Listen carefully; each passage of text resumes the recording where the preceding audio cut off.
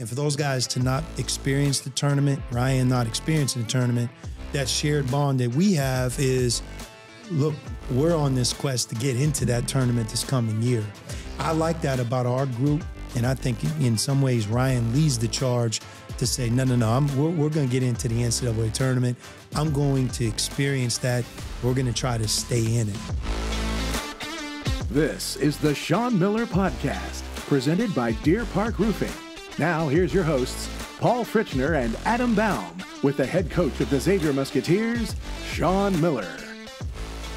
Welcome into another episode of the Sean Miller Podcast. Paul Fritchner alongside co-host Adam Baum, the head coach of the Xavier Musketeers, Sean Miller, and a new face here in the Xavier program, Ryan Conwell, here to my right. As always, we want to thank our presenting sponsor, Deer Park Roofing, the official payroll sponsor of the Sean Miller Podcast, Payroll Partners, and our friends at TGE Solar. Ryan, welcome in here to the Xavier program, a transfer in from Indiana State. Went to the NIT championship game this year. You went into the transfer portal. Now you're playing here for head coach Sean Miller. So welcome to Xavier.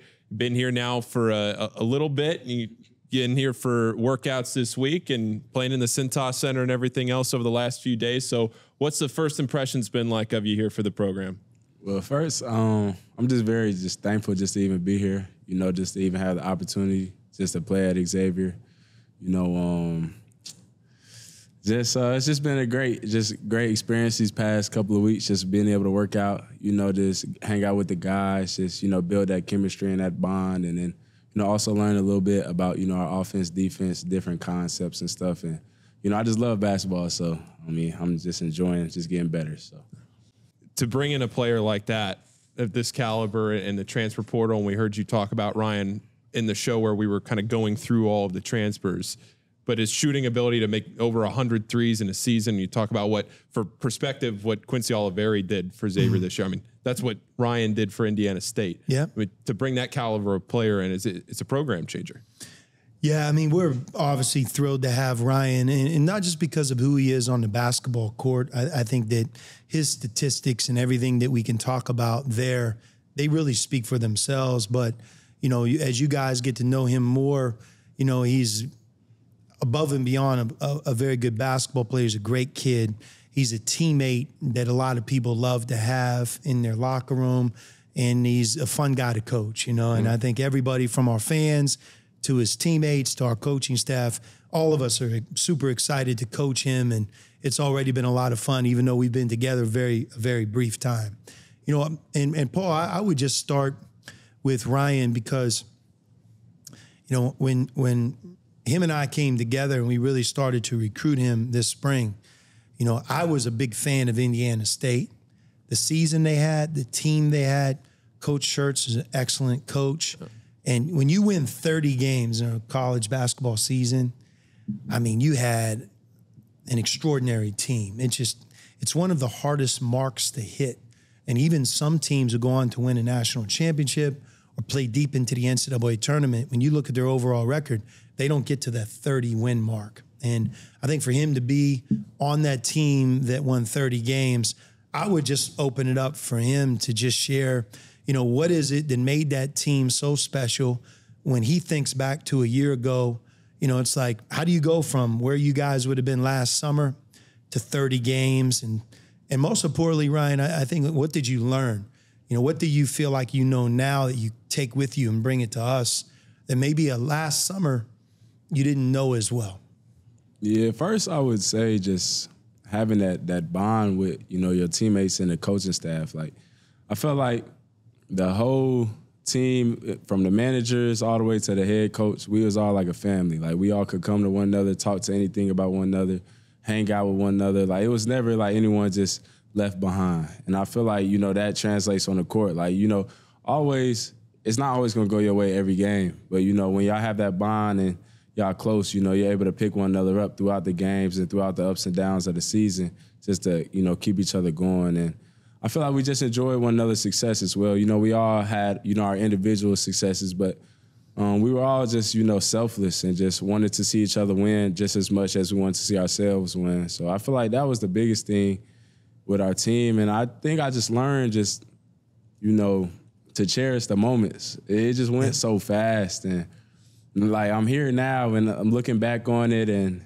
that was just just something great to be a part of, and just a great season. But just enjoying each moment, each game, the ups and the downs. Just enjoying it all. So.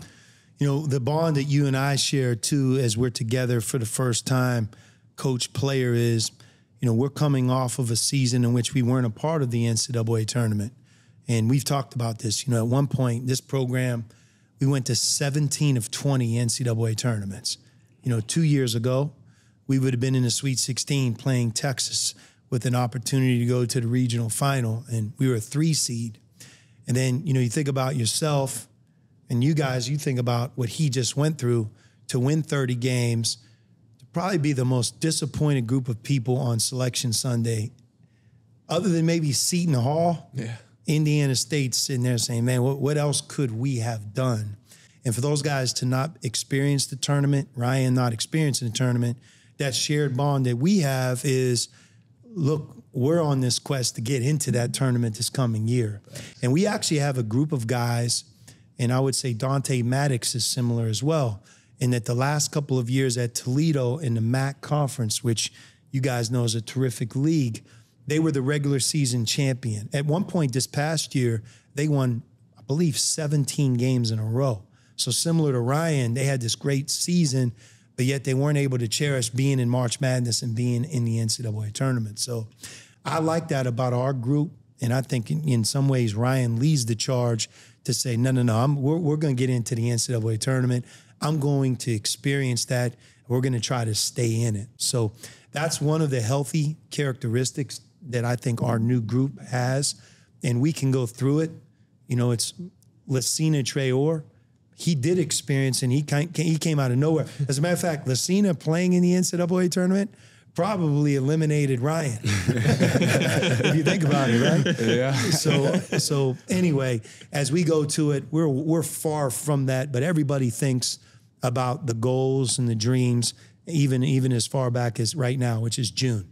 Yeah. Ryan, when you have a season like you had last year, and you ultimately decided to transfer, obviously your head coach left and went somewhere else, but what was important to you? What were you looking for? Because I think so much is made of the transfer portal and how many guys are going into it every year, but like specifically to you, what was important in that process? Yeah, definitely. One of the biggest things was just finding just a program with that right culture, just the right type of coaches, the right type of vibe. It being more than just basketball in a sense, like, there being a love factor, connection. Because, realizing that at Indiana State, I felt like that was one of the biggest things on why we had success was, we genuinely loved each other and, came together as one. So I was really just looking for just a great, coaching staff and team with a great culture. And then, also I didn't want to be too far from home, to be honest. But, I was willing to go anywhere if it was that right fit, But thankfully, Xavier came around and that, and then just playing in a system, where I felt like my skill set would thrive, and I would help, the team, and the team would help me just grow, just as an individual and as a basketball player. So those are some of the when did you know it was the right fit throughout that process? Was there a moment or anything that stood out in particular? Yeah, so really, I remember that we had a Zoom with all the coaches at Xavier, and just hearing Coach Miller speak about just me, just in general, and just he showed a lot of passion.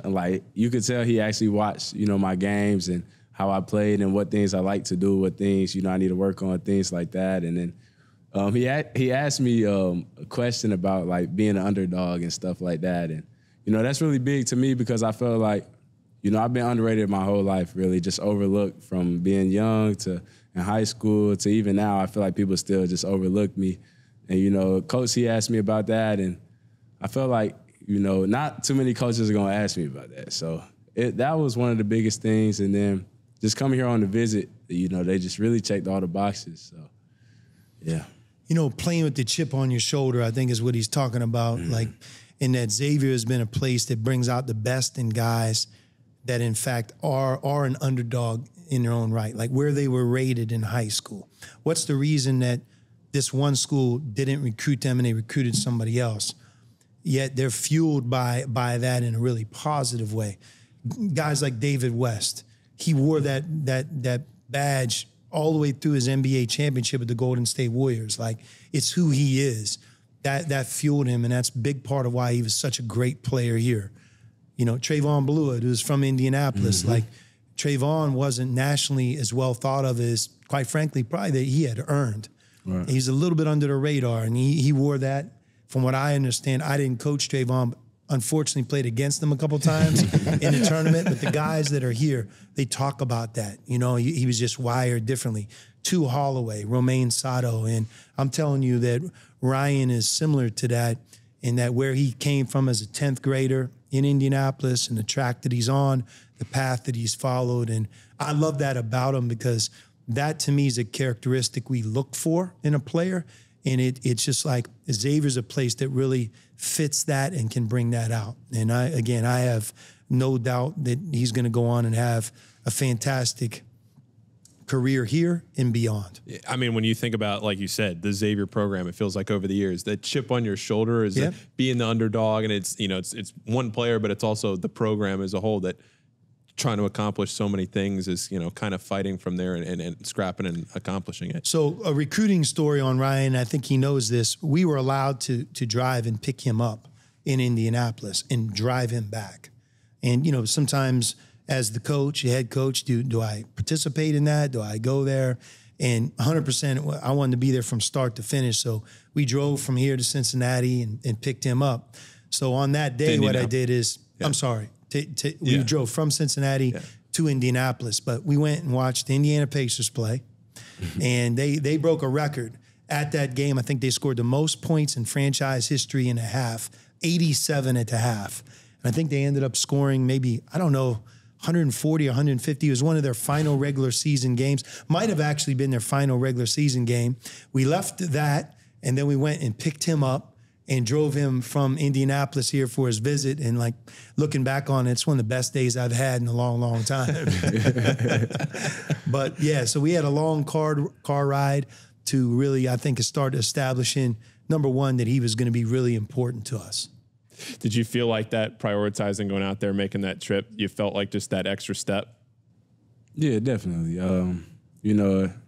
Yeah, I did. Just seeing the head coach and the staff, everybody just coming, meeting the family and then driving with us to and from. He's a busy man. Coach Bill is a busy man. So him taking the time out his day to, come and ride with us was definitely big time. One thing I'm interested to hear, Ryan, is when you see all these guys that enter the portal now, and it's so crazy because as soon as the season's over, it's thousands of players enter the portal, and then all of a sudden you see all the reporters start saying they've heard from 40 schools, 50 schools. The list is like you can't even fit it all in one tweet. How do you filter through, one assistant coach calling you or texting you or whatever, and filtering through, okay, I'd like to follow up with this guy or this school checks this box. Like, how do you even manage all of that? Yeah, definitely.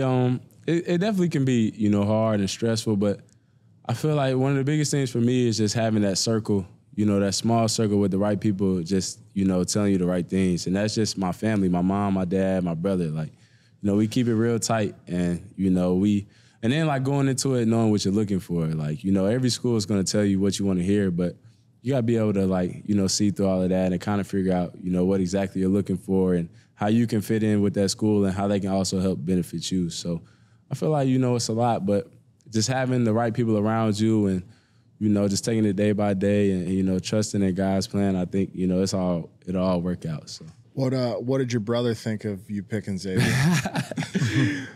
Where does he go to school? He goes to UC. Yeah. Yeah, so I think, he really wasn't tripping about it. Like, he's going to support me no matter what I decided to do.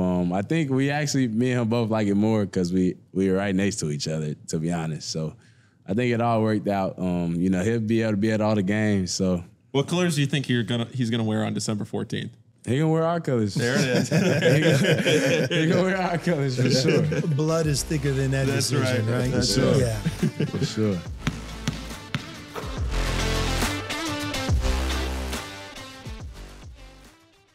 The Sean Miller Podcast is proud to partner with Xavier University's Williams College of Business, ranked the #1 online MBA in Ohio once again, and with nationally recognized concentrations in marketing, business analytics, entrepreneurship, and finance. The Xavier MBA advances your career. Classes are offered in part-time, full-time, online, and executive formats. Xavier alums receive a 25% tuition scholarship.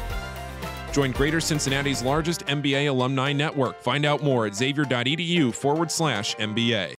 The Sean Miller Podcast is proud to partner with Deer Park Roofing, a company that's provided elite service for homes and businesses since 1996 and leads the industry in professionalism, quality, and responsiveness. Whether your needs are residential or commercial, like the outstanding work on the Cintas Center, the home of Xavier basketball, Deer Park can handle any job and ensure it's done right. Deer Park's motto is protect what's important, and what's important to you is important to Deer Park Roofing. Visit deerparkroofing.com. You know, Ryan had, and you might even know the amount of threes made, but this past year, you know, from a statistical perspective, you talk about like using the entirety of college basketball, everybody who played. When you look at the threes that he made at the percentage that he made them. I think it was 104. Yeah. And, you know, Quincy broke Trayvon Blewett's record. And that's a record that you can make the argument could have stood a long, long time. That's not an easy record to break. And he did it in the final game. And Quincy was very efficient as well. If you look at Ryan, what he did at Indiana State, he actually made more threes than Quincy at an even higher percentage. And, you know, I think that speaks to, you know, your efficiency, Ryan, and you and I have talked a lot about it.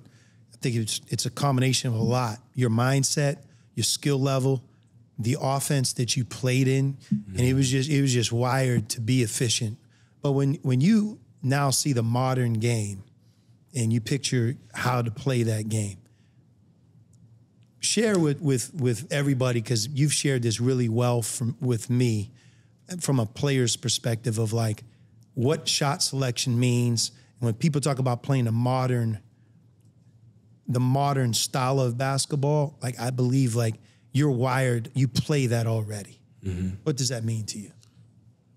I think especially the way basketball's going now, like threes and layups really, just threes and layups. I feel like a lot of NBA players especially, you know, they're very efficient like in the mid-range game, but especially in college, it's kind of hard to get to the mid-range and really be scoring in the mid-range at a very efficient level. You know, so, and then just being in like a really well-rounded offense, you know, getting a lot of threes and layups, it allows you to play faster too. Yeah.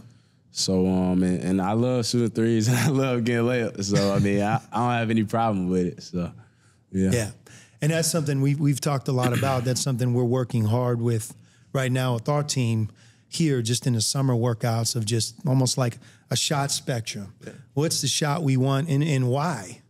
You know, for example, sometimes a player doesn't realize if you're a good free throw shooter, let's use Ryan as the example, and you're 80+% from the free throw line, and you get fouled in a game and you got 2 shots, when you start talking about like points per possession, like there's nothing that we can do as a team or an offense to create higher value than that right there. So then it becomes, well, how does a guy like him get fouled? Well, most of the time it's going to be in transition. It's going to be a straight line drive.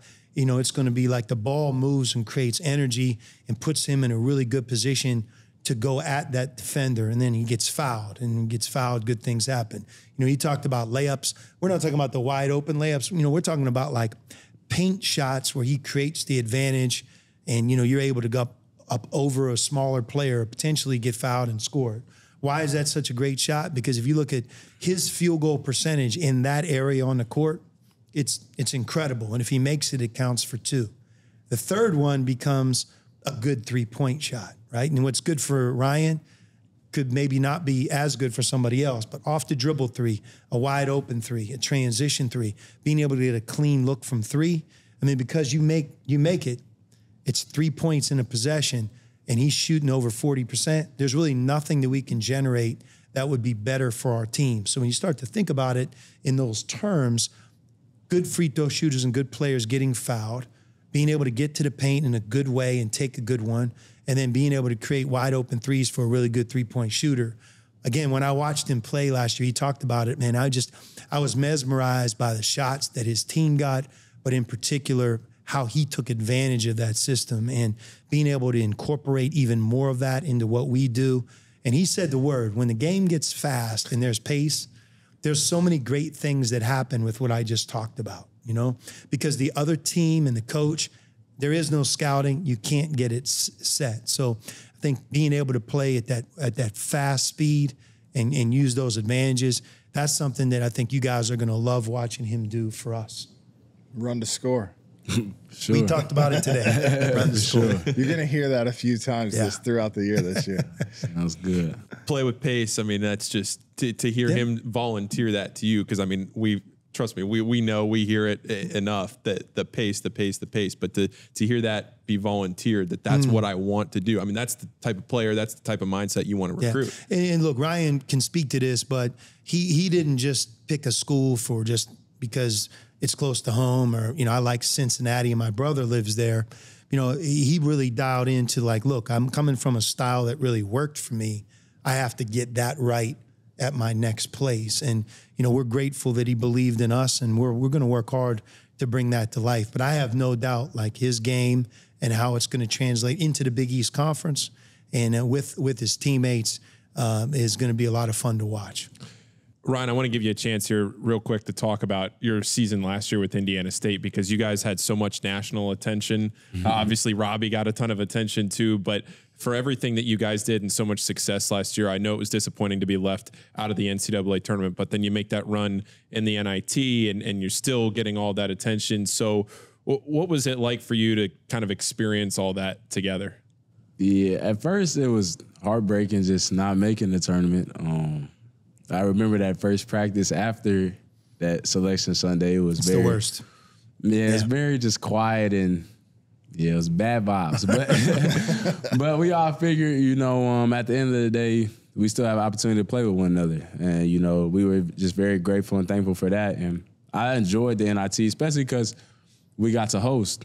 So the first 3 games, we hosted them, sold out crowd. Those are great experiences, too, just winning those games. And then we got to play in my home city for the Final Four of the NIT.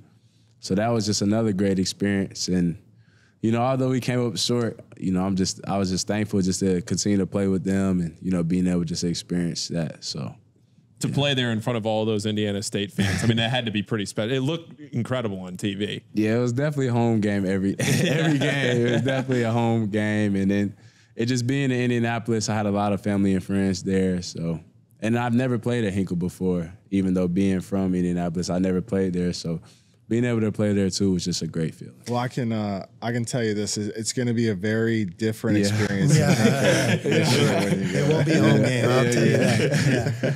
Yeah. But Ryan, for so many people that will watch this, go through your teammates, those that left Indiana State, where they're going, because I think that's fascinating as well. I will start with you. You left. You're coming to Xavier, and then Julian Larry and Jason Kemp. They both went to University of Texas. And then Robbie Avila and Isaiah Swope, they both went to St. Louis. And then we had 2 6-year seniors, so Jake Wolf and Xavier Bledson. They both graduated. And then Eli Scheller, he was a freshman. He transferred to Drake. And then Jaden Daughtry, Aaron Gray, Derek Frost, they're still there. Mm-hmm. And Mason Miller, he transferred to South Dakota, I believe. Yep. Mm-hmm. And then miss anybody? You think about it, 2 guys to Texas, 1 to Xavier, 2 guys to St. Louis, and kind of go through it. Yeah. Mm-hmm. Coach Graves, who we both know, he's the new coach at Indiana State. And I know, Ryan, you think very highly of him. He's a great guy. Coach Graves actually coached here at Xavier for a period of time as well. And I've known him forever. But, you know, again, you 2 guys know, as we've talked about, like Sule Boom, we talked about Quincy Oliveri, 2 guys that really left a mark and a legacy here playing for us in only a short period of time. Their coaches raved about who they were. on the court, off the court, in the locker room. And I would say that Ryan, when I talk to, the people at Indiana State, especially Coach Graves, who I know really well, it's amazing how they spoke about him, in terms of his work ethic and just what a great teammate he is. And, those are the things that, like, when you can get that part right, that's when you really have great peace of mind. But I have to tell this story about Coach Graves because I think this is a legendary story in its own right. So I was the head coach at Xavier, and we had just taken a couple guards. I might be wrong in terms of the class, but might have been 2 Holloway and Mark Lyons. So all you need to know is we were out of room for guards. Yet we were recruiting a guy from Kentucky, state of Kentucky, really hard. And, basically those guys beat him to the punch. And as we're now out on the circuit, a high school circuit, watching these guys play in the Milk House in Orlando, this guy's basically the talk of the tournament for a period of time. He's playing great. Made me sick because, like, I wanted my cake and could eat it too. But, I want him too. But we just were out of room. We didn't have scholarships, and we had promised the 2 guys that were already coming here that this is it. We're done. So it's like, oh, my God. So I would ask the question, who's recruiting him? And inevitably, he was like, the team he really likes is Dayton. Well, back then, Ryan, you would know this, but Dayton, Xavier, like, big rivals. Mm-hmm. We haven't played in a long time, but we used to share the same conference. And I'm telling you, if you play at Dayton, it's a hard atmosphere. They came here equally difficult. So they're our rival. So I'm like, man, this isn't going to be good. This guy from Kentucky, I think he's really good. I'd love to have him. We have no room. Don't want him to go to Dayton. Mm-hmm. So who can I help maybe start to recruit him? So I see Brad Stevens. Brad was the head coach at Butler. I said, Brad, have you seen this guy, Shelvin Mack, from Kentucky? He's really good. He's like, no. What teams he play on? Plays on this team. So let me give you a quick story. We've recruited him for a year. We got 2 commitments, as you know. We can't take him. I'm telling you, he's really good. Makes me sick. And the reason why I'm bringing it up is, you're not in our conference. You're a great guy, good coach, really like you. Start to recruit him so he doesn't go to Dayton. And by the way, just so you know, Ryan, that never works. Inevitably, when you do that, the kid still ends up going player to Dayton, right? So Brad follows up. And I said, hey, next day, we're down there for 5 days in a row. Did you see Shelvin Mack play? He said, I did. I love him. He's really good. I'm sending Matt Graves to see him tonight. I said, awesome. I said, stay on him, man. We don't want to play against that guy. He said, okay, by the way, thanks, Sean. I appreciate you looking out for us. Great. Day goes by. I happened to see both of them walking in about a day and a half later. Matt Graves and Brad Stevens. I said, fellas, how you guys doing? How's my guy, Shelvin Mack, doing? True story. Brad looks and says, Graves doesn't like him. And I'm like, you don't like him? And Matt Graves, deadpan, and I hope Shelvin Mack listens to this. He says, I think he would be a great power forward at Butler. And I looked at Brad Stevens and said, he's kidding, right? And he said, he's not. He doesn't think he's quick enough, and he thinks he's a power forward. I said, Brad, you don't ever have to listen to a word that I say. Forget Graves. You got to go back and watch him again, because I am telling you the guy is really good, and I don't want to play against him. Long story short, he went to Butler. The story's not over. So I'm now in a situation where, hey, Brad, and Brad might have even called me. Hey, thanks for looking out for us on Shelvin Mack. We never would have even begun to recruit him if it wasn't for you. We got him. I think he's going to be a really good player. Nobody knew he would become who he became, right? So I go, Graves, what about Shelvin Mack? You got him. He said, yeah. He said, I still think he's going to play power forward for us. So now you know what's coming. This guy goes to back-to-back national championship games. Yeah. I mean, he's an NBA player for, I don't know how long Shelvin had played in the NBA, 7 years, 10 years, whatever. I mean, a lot longer than you even realize. But again, he's at Butler. He goes from freshman, he plays a lot. I mean, he leads them to this level that no one will ever get to again. Back-to-back national championship game appearances. And he's their second best player and an NBA player. Well, you can imagine as they're going to the national championship, I'm not letting them off the hook, Graves. So I would hit him with the text, hey, just want to double back. I've been watching you play. It seems like his game, Shelvin's game, has expanded a little bit. Like, you still sticking on that power forward thing? He said, nope, I'm off it. So to this day, as time moves on and I'm at Arizona and we all move from Brad's obviously the Boston Celtics, I always bring this up to Brad Stevens because he knows more than anybody about this story. So we come to Ryan and we're starting to recruit Ryan. I said, Graves, look, I don't know how to say this any other way, but it's time for the deposit. You know, let's go way back. Some good stuff happened.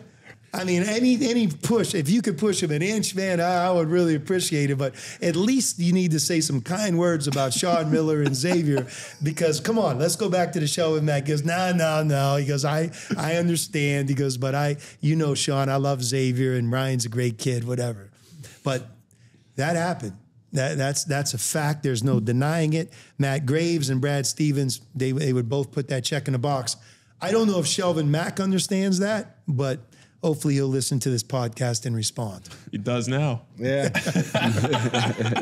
True story. Circle. Yeah. True story. Matt Graves, what's your relationship like with Matt Graves?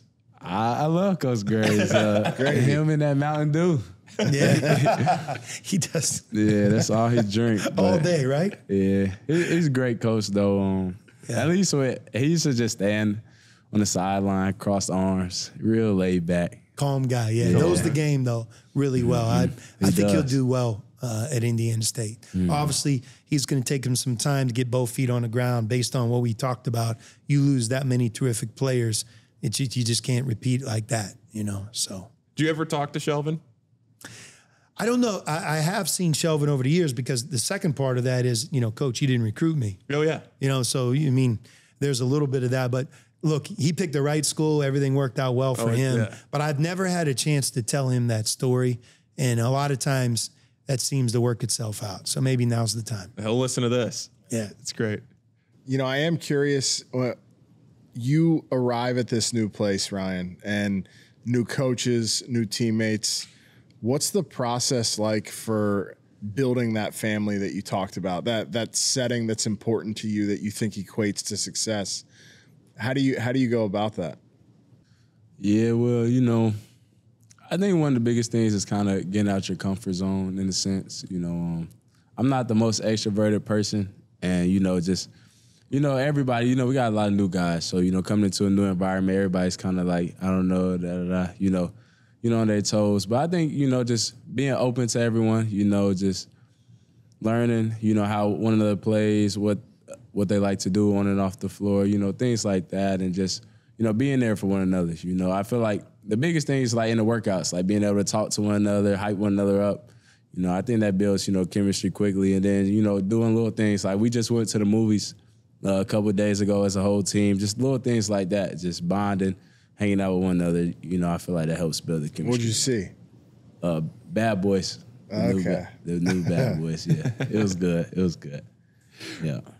When you get all these new guys in one place, has it been any bit of an adjustment for you guys as a coaching staff, like now having to figure out where for the old days it was you bring in a class of freshmen, you have the older guys that have been there, but now it's this transfer portal and all these new faces and got to figure out how to build the chemistry real quick. You do have the summer to do that, though, now more than you used to. So for the coaching staff, what's the adjustment?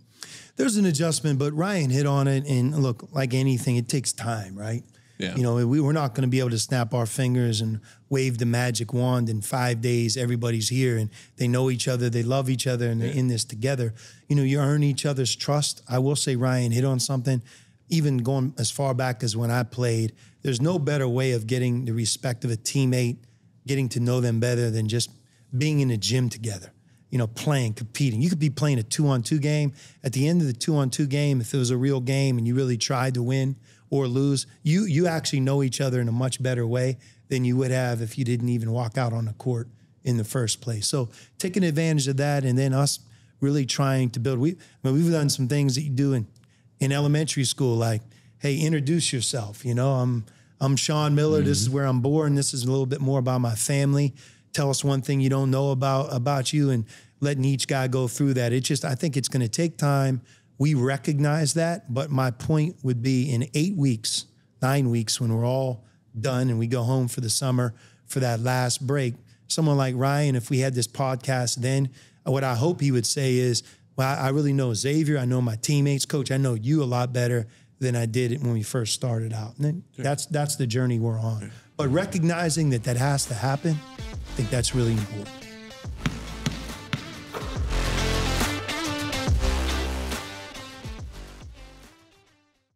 A place like Xavier University, with the history and tradition on the court, the academic excellence, and what this place stands for, where we play for the win, we play for the good shot. You know, it's all about the final score. You have to be yourself. The authentic person who you truly are stands out. I take the mantle of being the head coach at Xavier very seriously. We're supposed to win. The Sean Miller Podcast is proud to partner with Payroll Partners, where you're not just a number. That means providing a best-in-class HR and payroll experience that was built on award-winning technology and live support customer service with a dedicated payroll specialist who's just a phone call away. You shouldn't have to choose between technology and customer service. At Payroll Partners, you get both. Payroll Partners is locally owned and operated by a proud Xavier alum. Visit payrollpartners.net. That's payrollpartners.net. Welcome back to the Sean Miller Podcast. Ryan, as we wrap this up, I got 2 questions for you. And one, I'll start here, just Xavier specific. You look out there and you see 10,000 plus seats. What are you most looking forward to playing in front of this crowd and this atmosphere this season? Winning games. Really just that. I mean, I just love the game of basketball. I love, the environment with all the fans and stuff like that. So I'm looking forward to every game, just treating every game the same and winning as much as we can. So get into that tournament. So, Coach, you've let us, Adam and I, you've been kind enough to let us be in the practices. We were in the first team meeting last week, and one of the things that you've said, I think, in every single one, is that you are coaching a group of guys this year that truly love the game of basketball. Yeah. Ryan showed up to the first meeting with a basketball in hand. You're coaching a group of guys that love this game. To hear him say that too, I mean, it just feels like that's what you have here. And, every coach who says who works hard in the room, 13 players, everyone's going to put their hand up. Because at some point, everyone thinks they work hard. Yeah. No different with the love of the game. No, I love the game. There's a difference between, liking it, loving it, and just can't live without it. And I will tell you, Ryan, one of his gifts as a player, and truly it's why he's shining, and on the path that he's on, he's done so well, is you could tell genuinely this game means the world to him. He loves it, loves watching it, talking about it, playing it, studying it.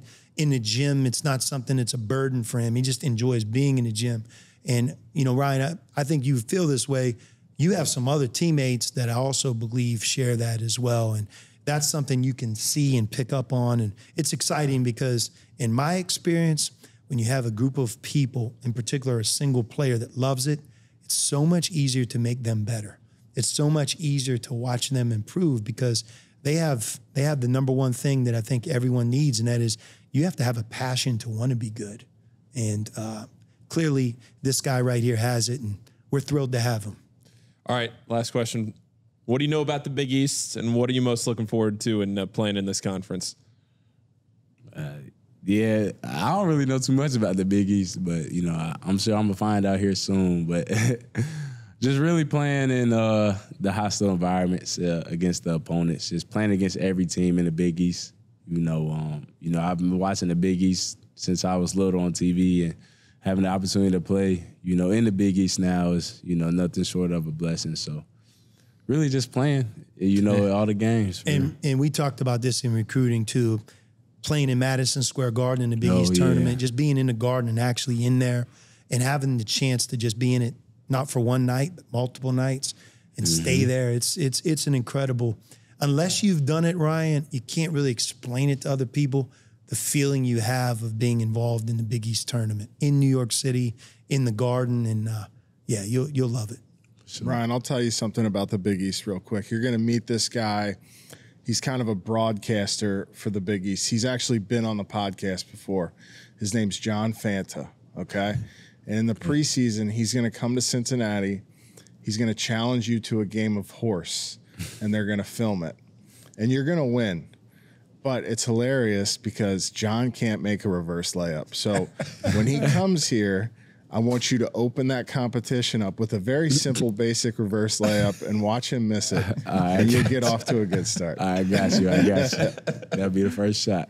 Ryan, we appreciate you coming on. It's your birthday. We're recording this on Friday. It's your birthday tomorrow. Happy birthday. Happy birthday. Man. Thank you. Doing anything fun? Nah, I just hang. Oh, well, I'm hanging out with the family, so that'll be fun. There we go. Yeah. And close to home. Go back home. Right. There we go. Yeah. There you go. Well, Ryan, we're looking forward. I know every Xavier fan watching this is looking forward to you playing this year. So we appreciate you coming on, taking a few minutes with us, Coach, as always. Thanks. For Adam, I'm Paul, signing off. This has been another episode of the Sean Miller Podcast. We want to thank our presenting sponsor, Deer Park Roofing, the official payroll sponsor of the Sean Miller Podcast, Payroll Partners, and our friends at TG Solar. Thanks for watching, everybody. We'll see you next week. This has been the Sean Miller Podcast, presented by Deer Park Roofing, with your hosts, Paul Fritchner and Adam Baum. Join us again soon for another episode with the head coach of the Xavier Musketeers, Sean Miller.